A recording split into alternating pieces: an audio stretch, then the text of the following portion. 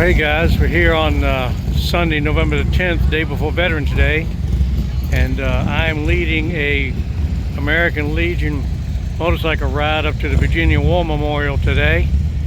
And you see the bikes rolling in. They're supposed to have over 200 bikes here today, and I'm going to be leading the parade up to the Virginia War Memorial with my deuce and a half. So we'll keep you posted on the activities of today. We got some food and ceremonies and stuff inside the building here at the Chesterfield Fairgrounds, and we'll talk with you later.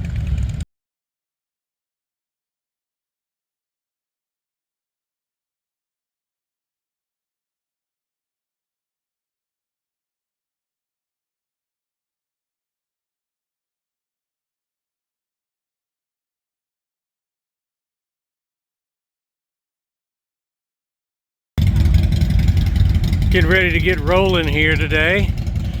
226 bikes. That's our police escort over there. Chesterfield Police.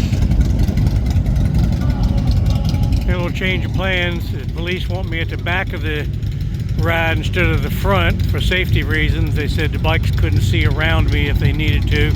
So I'll be bringing up the rear, which is not a problem. It's all one ride. So it doesn't matter if I'm in front or in back, but everybody's going to go ahead, and then we're going to fall in place here with my truck. These guys are going to go out between the balloons there, and then they're going to go under the big flag there and out up to the Virginia War Memorial. And I'll try to get a video on the road here, but we'll see how that goes.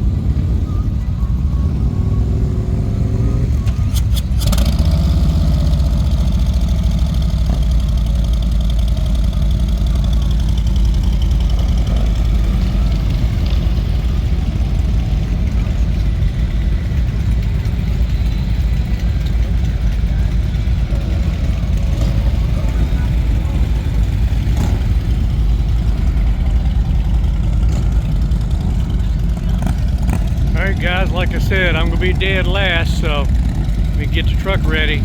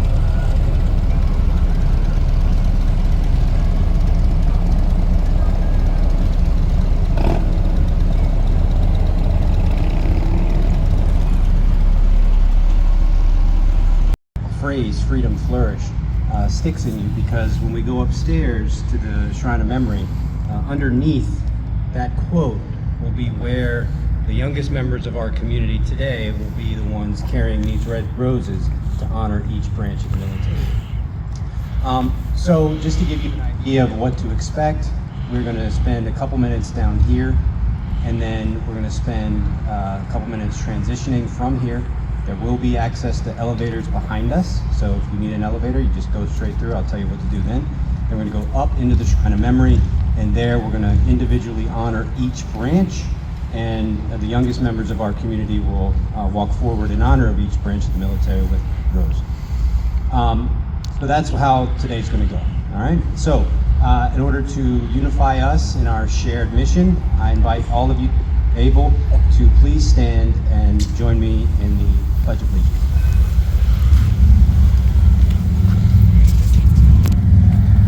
I pledge allegiance to the flag of the United States of America, which stands one nation, under God, indivisible, with liberty and justice for all. Well done. Please be seated. Randy, please step forward. Well, welcome everybody.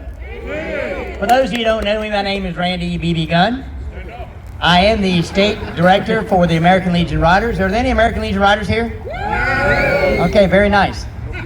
But today, from my heart to yours, and on behalf of 1,500 plus Legion Riders, I welcome you here today and thank you. Yeah. If I have any Vietnam veterans in this crowd, when we depart to go upstairs, I want you to see Liz Alley over here. She's got a special gift from the Virginia Legacy Run for Vietnam veterans that she'd like to give to you. Okay? Thank you. All right, so since we are here, it's important to talk a little bit about the legacy that we are continuing right now. So if you look over my shoulder, if you look behind me, what you'll see is the Falls of the James River. The Falls of the James River have been significant to all of us from the very beginning, going all the way back to 1607. So the legacy of who we are and what we represent to each other and to our nation truly begins at the ground where you are standing. So it all started in 1607, and just north of here, after the kind of initial founding of this land, was the founding of a new idea about human beings and what they were capable of, implicit to the Declaration of Independence.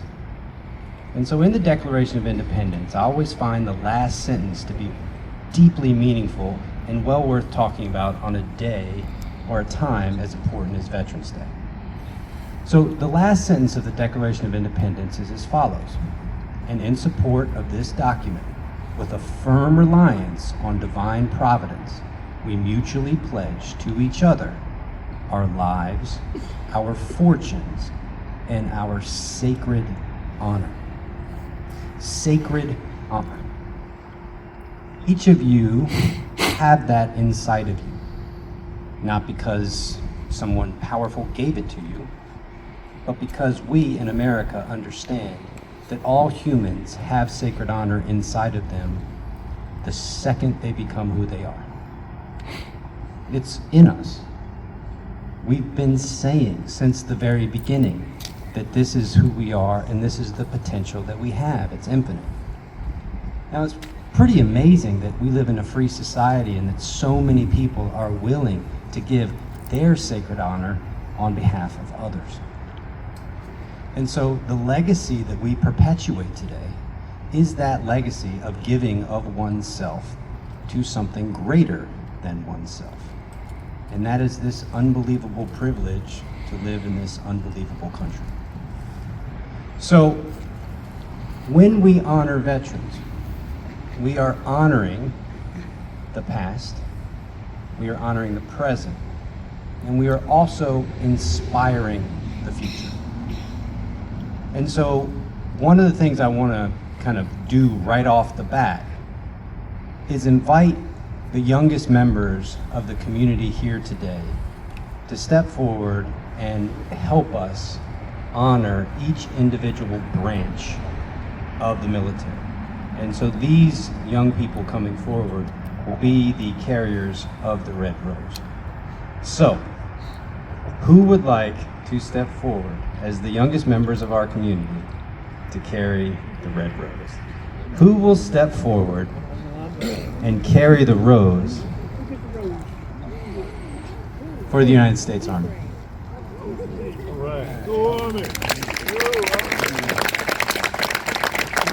What's your name? Joe Johnson. Thank you, Josie. All right. Who will step forward and carry the red rose for the Navy?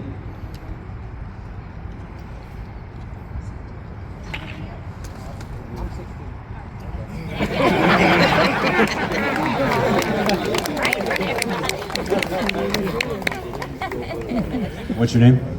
Houston Murdoch. Houston, thank you for carrying the red rose for the Navy.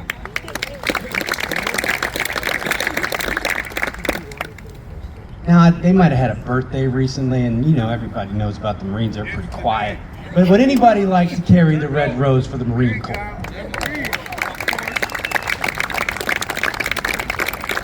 What's your name? Django. Django, there you go. All right, all right. Who would like to carry the red rose for our Air Force veterans?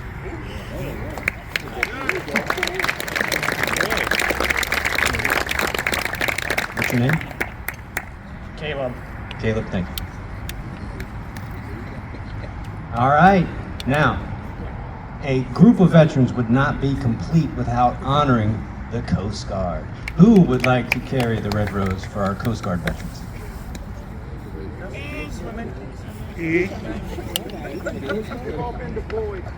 Yeah, right? All right, come on, we gotta show love. We gotta show love for the Coast Guard. There you go. Hey, wait, we will, of course. All right. Wonderful, wonderful. What's your name? Barbary. Barbary, thank you. All right, now, there's a newcomer, right? I don't know if you've ever met one of them yet.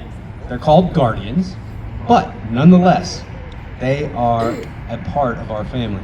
Who would like to come forward and carry the red Veterans Rose for the Space Force? You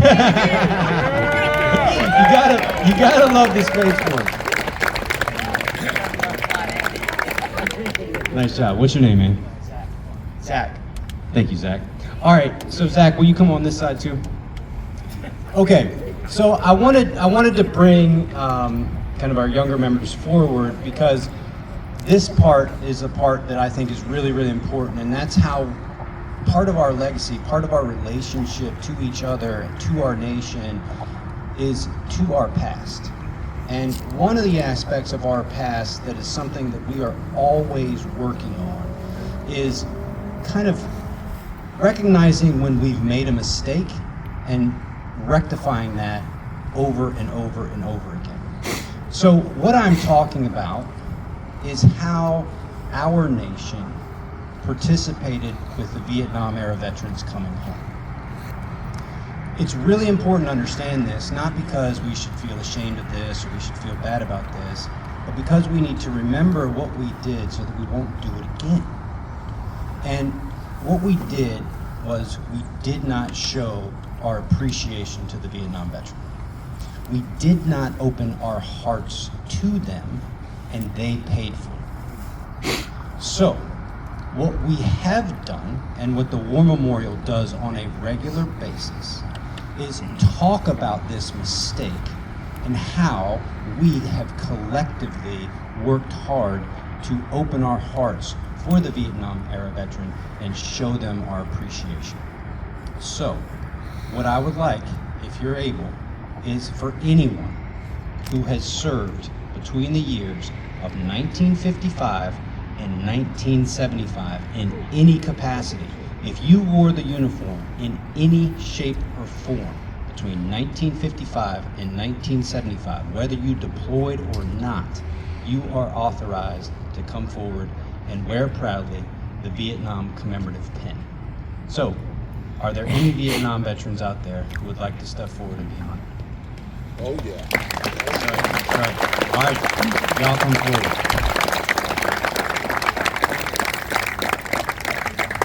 Now, what I'd like you to do is I'd like you to stand in between the roses. So, rose bearers, please spread out a little bit. Vietnam veterans, stand in between the roses. Hey, welcome home. That's right, that's right.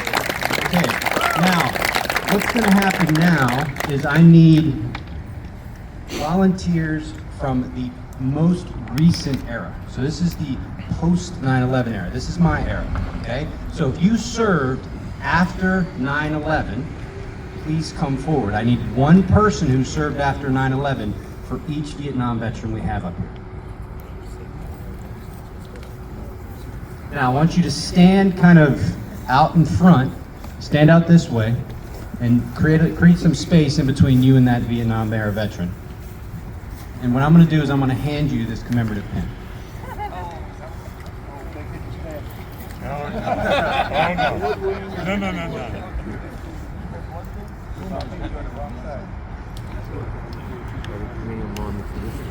All right. As everyone in the crowd, can everyone tell we've got one post 9/11 veteran for every Vietnam era veteran? Is our math correct? Not quite. If the Air Force could help us out with this, the Marines are having trouble with the math. Give him a box of crayons. All right, come on now. We take this all very, very seriously. Okay. So, first things first, part of the War Memorial's mission is to preserve history. And so one of the things that I want all Vietnam era veterans to understand is that we tell the story of the Vietnam era veteran with a really, really important caveat to that kind of pretty regular statement of thank you for your service. And so what we invite all community members to understand about the Vietnam era is that when they came home, they were not welcomed home.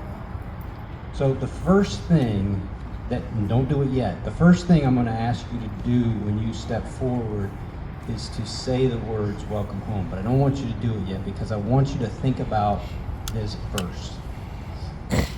Part of what happens when you don't see people and you don't acknowledge them for the sacrifices that they've made is that you don't get the chance to open your heart. And we should all be afraid of a closed heart. It's terrible, it feels terrible, and that's the way the Vietnam era community felt when they came home. It felt like they weren't loved. And so our job is to love them today.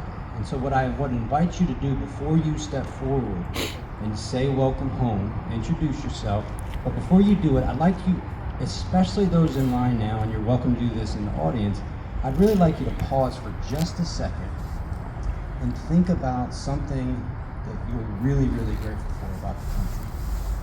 Just anything. I mean, it could truly be running water, consistent electricity. It could be even bigger than that, but I really want you to think about just something you're deeply grateful for and keep it in your mind. And when you're ready, go ahead and step forward, introduce yourself, and say welcome home from an open-hearted place. Go ahead.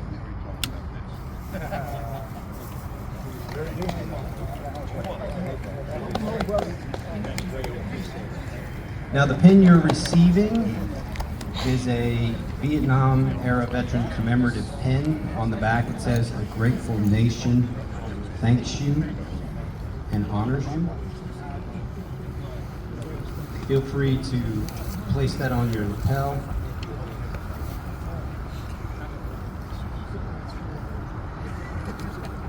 And then whoever's got their cameras, especially if they're on the back row, what I want everybody to do is once they have pinned their Vietnam era veteran is to stand to their right or left.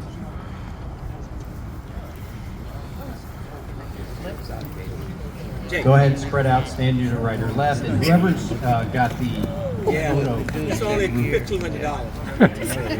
It's only money, man. Hold on. Mission impossible. All right, now, on the count of three, we're all going to say welcome home, all right? 1, 2, 3. Welcome home! Round of applause.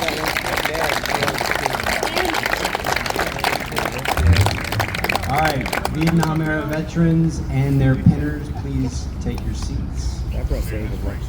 Carriers of the rose, please stay up front.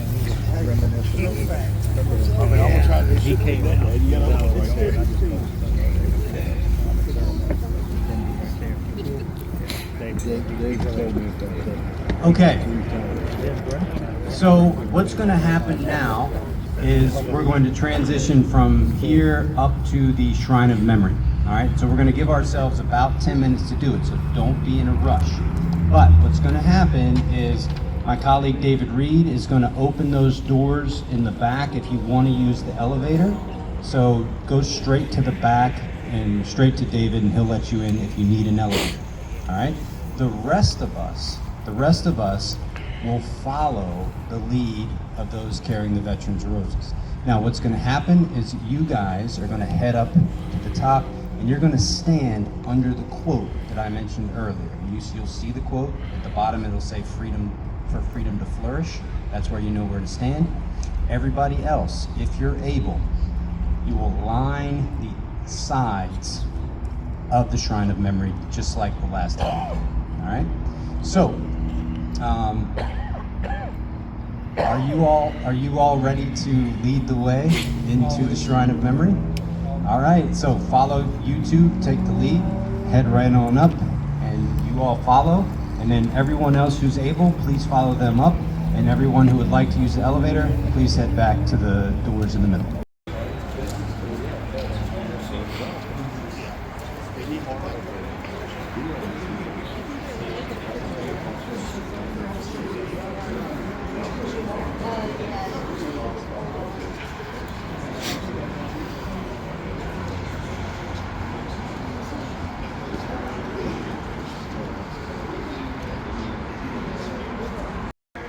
Of a loved one who's died in service to the nation, their family's greatest fear is that they will die twice.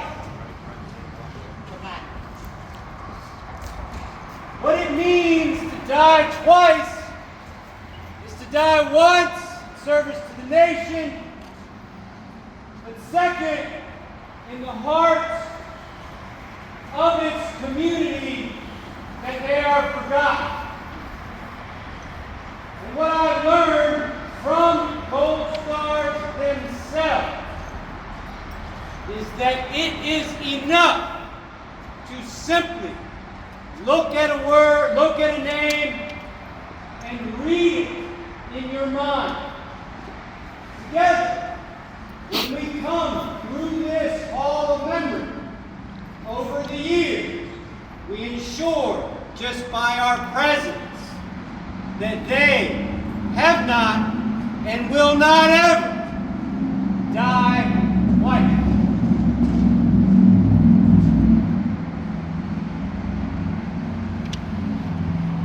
Okay. Tell all who enjoy freedom of the deeds and sacrifices required for freedom to flourish. On this day, we acknowledge those deeds and those sacrifices made on behalf of America's veterans. Who among us will walk forward with the red rose in honor of the Coast Guard? I do. Please walk forward. All right, let's hear it for the Coast Guard. There you go, Coast Chief. Make your way up to the front.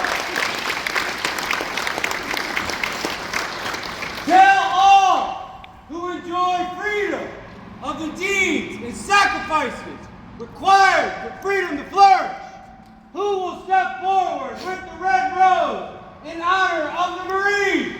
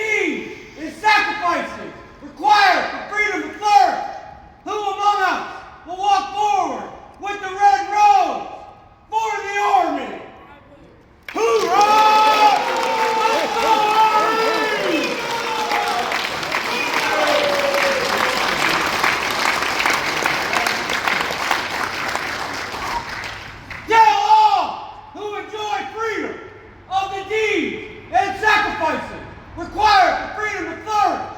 Who amongst us will step forward and carry the red rose in honor of the Navy veteran? I will. Let's hear for the Navy!